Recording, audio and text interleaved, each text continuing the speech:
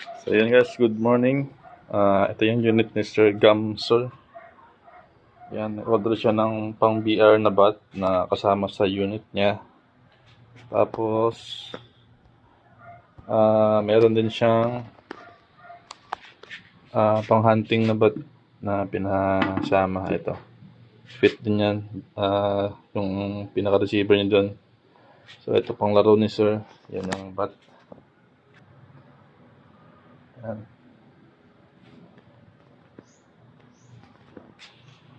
Naka 24 inches na panglaro na GTR na barrel. Yan. Ang pinaka-receiver nito is almost 6 inches na V2 na GTR namin na barrel. GT na receiver. Naka-carbon fiber tank yung na sir, yung request. Tapos naka-Taiwan regulator. I-setting pa natin to para ma-testing natin sa 25 meters sa panglaro. Itong gamit natin na pellet na bago. GT na pellet. So bago din to. Yan. So subukan natin to kung anong tama nito. 18 grain na pellet. Yan. Dito sa GTR natin. Yan, all stainless niyan yung internals niya. Tapos adjustable ang niya. Ang trigger niya, yung hammer niya, adjustable yan.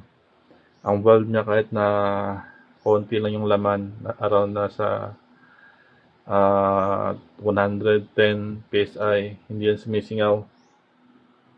Yan. Fit na fit dun sa bat niya, yung carbon fiber tank. Tapos yung regulator. Yan. So yung design niya is pang komportable talaga. Yan. Yan yung unit ni Sir Gamsol. Ito din yung bat niya na isa. Yung pang hunting. Yan, magaan lang din to. Pang plinking. So yan, testing natin to sa pakabukas siguro. Sa open field pag wala ng ulan. Yan yung unit ni Sir. Napa-customize siya ng pang-bat.